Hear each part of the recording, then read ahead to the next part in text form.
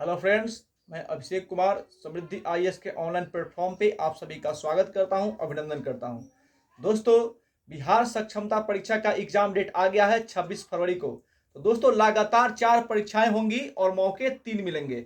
सभी नियोजित शिक्षकों को 3 मौके मिलेंगे और अगर आप पहले ही बार में एग्जाम पास हो जाते हैं तो वहीं पे मिल जाएगा आपको राज्यकर्मी का दर्जा और आप विशिष्ट शिक्षक कहलाने लगेंगे दोस्तों। और जो अभ्यर्थी तीनों एग्जाम फेल कर जाएंगे वो अपने नौकरी से भी हाथ धो सकते हैं, उनकी नौकरी भी जा सकती है दोस्तों। तो इस वीडियो के माध्यम से दोस्तों हम आप सभी को बिहार सक्षमता परीक्षा में कितने मौके मिलने वाले हैं, अगर आप कैसे पहले ही अटेम्प्ट में एग्जाम को पास कर जाएंगे, इसकी स्ट्रेटजी और सिलेबस के बारे में बताऊंगा दोस्तों। तो सबसे पहले आप इस चैनल को लाइक कीजिए, सब्सक्राइब कीजिए, कमेंट कीजिए और ज़्यादा से ज़्यादा शेयर कीजिए कि आपके जितने भी मित्र नियोजित शिक्षक हैं उनको जो है अपने एग्जाम में मदद मिल सके और वो अपने बेहतर स्ट्रेटजी से जो है अपने एग्जाम की तैयारी कर सके। बात करते हैं सक्षमता परीक्षा की दोस्तों। तो जो अभ्यर्थी पहला ही परीक्षा पास कर जाएगा उसका काम वहीं पे खत्म हो जाएगा, क्योंकि उसको अगले एग्जाम देने की जरूरत कोई नहीं पड़ेगी, क्योंकि उसके बाद उसको एग्जाम देना ही नहीं होगा। क्योंकि पहले ही अटेम्प्ट में अगर एग्जाम आप पास कर जाते हैं तो वहीं पे आप विशिष्ट शिक्षक कहला जाएंगे और आपको राज्यकर्मी का दर्जा मिल जाएगा। तो आगे के मौके यानी आगे के एग्जाम आपको नहीं देने होंगे। अब बात करते हैं वैसे शिक्षकों की कि मान लीजिए कि आप में से किसी का कोई भी अभ्यर्थी, भगवान ना करे कि किसी के साथ ऐसा हो, लेकिन मान लीजिए कि आप पहले ही एग्जाम में अगर फेल हो गए तो आपको दूसरा मौका मिलेगा। अगर आप दूसरे एग्जाम में फेल हो गए तो आपको तीसरा मौका मिलेगा और अगर आप तीसरे एग्जाम में भी फेल हो गए तो फिर आपको कोई मौका नहीं मिलेगा और उस स्थिति में आप अपने एग्जाम से भी हाथ धो सकते हैं दोस्तों, यानी उसके बाद आपको कोई मौका नहीं मिलेगा। तो दोस्तों, सक्षमता परीक्षाएं 4 होंगी जिसमें आप सभी अभ्यर्थियों को 3 मौके मिलेंगे। परीक्षा 4 होंगी, मौके 3 मिलेंगे।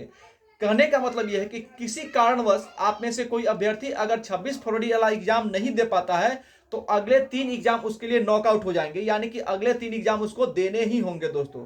तो आपको जो है अगला 3 एग्जाम देना होगा। तो इसलिए 4 एग्जाम दिए जा रहे हैं। किसी कारणवश एक एग्जाम आप नहीं दे पाए तो आपको 3 एग्जाम देने होंगे।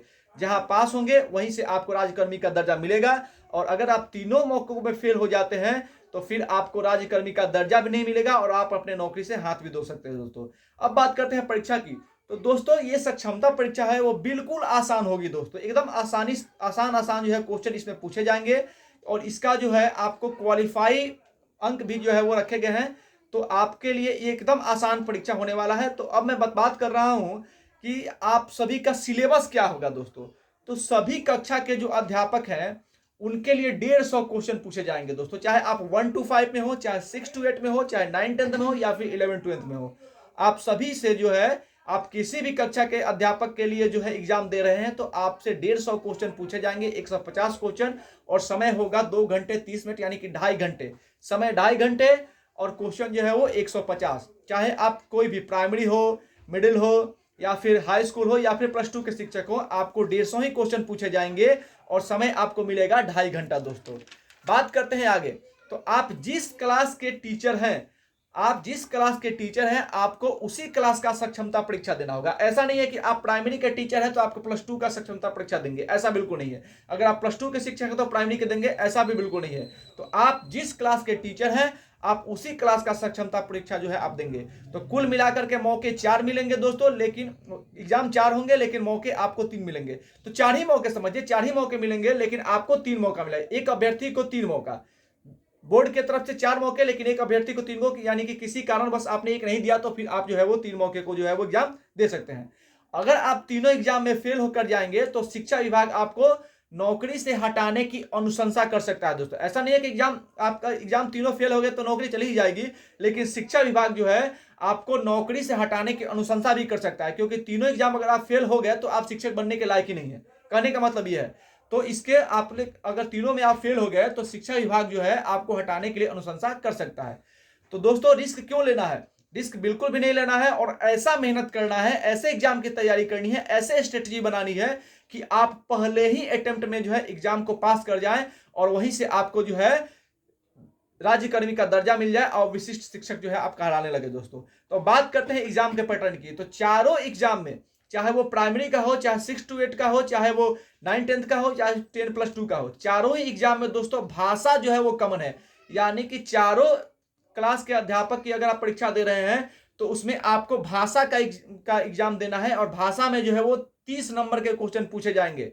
चारों क्लास के अगर अध्यापक हैं आप, primary, middle, 10 plus 2 high school और प्लस 2 के, तो आपसे भाषा के 3 क्वेश्चन पूछे जाएंगे, 30 क्वेश्चन पूछे जाएंगे। और भाषा के इस 30 क्वेश्चन में आपको 10 क्वेश्चन जो है वो इंग्लिश के पूछे जाएंगे और 20 क्वेश्चन जो है आपको हिंदी से पूछे जाएंगे।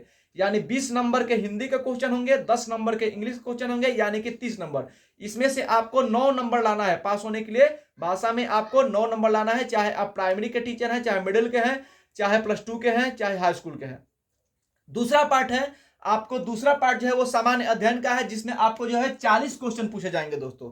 सामान्य अध्ययन से 40 क्वेश्चन पूछे जाएंगे, जिसमें आपको हिस्ट्री के क्वेश्चन होंगे, पॉलिटी के क्वेश्चन होंगे, ज्योग्राफी के क्वेश्चन होंगे, इकोनॉमी के क्वेश्चन होंगे, साइंस के क्वेश्चन होंगे। यानी 5, 6, 7 के आसपास सारे सब्जेक्ट के क्वेश्चन होंगे और सब मिला के 40 क्वेश्चन जो है वो सामान्य अध्ययन से पूछे जाएंगे दोस्तों। और सामान्य अध्ययन का जो पेपर है ये भी सब में कॉमन है, यानी 40 नंबर का सामान्य अध्ययन जो है वो प्राइमरी में भी पूछा जाएगा, 6 to 8 में भी पूछा जाएगा, 9, 10th में भी पूछा जाएगा और प्लस 2 में पूछा जाएगा। बात तीसरे पार्ट की करते हैं, तो 40 और 30 70 नंबर का क्वेश्चन जो है वो हो गया। बाकी जो 80 नंबर के क्वेश्चन पूछे जाएंगे, तो 1 to 5 में 80 नंबर के क्वेश्चन जो है वो सामान्य विषय के होंगे दोस्तों। तो 1 to 5 में कोई जो है सिलेक्टेड सब्जेक्ट तो होता नहीं है, तो वहां पे सामान्य विषय में जो 80 नंबर के क्वेश्चन पूछे जाएंगे वो 80 नंबर के क्वेश्चन भी आपको वहीं से पूछे जाएंगे। History, polity, science, geography, economy वहीं से पूछे जाएंगे प्राइमरी के लिए। लेकिन बात 6 to 8 की करते हैं, तो 6 to 8 में भी जो है सामान्य विषय आपका वही रहने वाला है। जिस सब्जेक्ट के आप टीचर हैं वहां से उस सब्जेक्ट का, अगर हिस्ट्री का आप साइंस के हैं तो साइंस से, अगर आप समाज के हैं तो समाज के, यानी कि 80 नंबर आप जिस विषय के टीचर हैं उसके से क्वेश्चन जो है पूछे जाएंगे, तो 150 हो जाएगा। बात करते हैं 9, 10th और प्लस 2 की, तो 9, 10th और प्लस 2 में जो है वो 80 नंबर के आप जिस विषय के शिक्षक है उस संबंधित विषय से पूछे जाएंगे। तो 9, 10th में जो है दोस्तों आपका कॉम्बिनेशन बना के क्वेश्चन पूछा जाएगा, यानी आपको वहां पे 2 विषय लेने होंगे और वही 2 विषय से जो है आपको 80 नंबर के क्वेश्चन पूछे जाएंगे 9, 10th में। लेकिन प्लस 2 में जो है आपको एक विषय सिलेक्ट करना होगा, जिस विषय के आप टीचर बनेंगे, चाहे फिजिक्स के, चाहे केमिस्ट्री के, चाहे बायोलॉजी के, तो वहां पे जो है आपको जो है उस संबंधित विषय से 80 क्वेश्चन पूछे जाएंगे। तो ऐसे जो है वो आपका पैटर्न है एग्जाम का। और TRE 1 और TRE 2 का जो सा पैटर्न था संबंधित विषय को लेकर के, वैसे ही यहाँ पे भी आपका जो है लागू होगा। तो आपको जो है 150 नंबर के क्वेश्चन ऐसे ही पूछे जाएंगे, 150 नंबर के। और भाषा और सामान्य अध्ययन दो सब में कॉमन है 70 नंबर का। और सबसे जो है सामान्य अध्ययन और भाषा का जो है आपका सबका सिलेबस एक ही रहने वाला है दोस्तों। तो अब बात करते हैं कि आप पहले ही अटेम्प्ट में एग्जाम कैसे क्लियर करेंगे दोस्तों। तो इसके लिए जो है आपको सिर्फ पढ़ना होगा। कैसे पढ़ना है, चूंकि आप शिक्षक हैं तो आप क्या कीजिए कि अगर कोई इंस्टीट्यूट से, किसी कोचिंग से आप जुड़ते हैं, तो वहां से आप प्रैक्टिस टेस्ट बनाइए और रोज कम से कम, चूंकि 20 से 21 दिन का समय रह गया है, तो आज आप कम से कम 5 प्रैक्टिस सेट रोज बनाइए।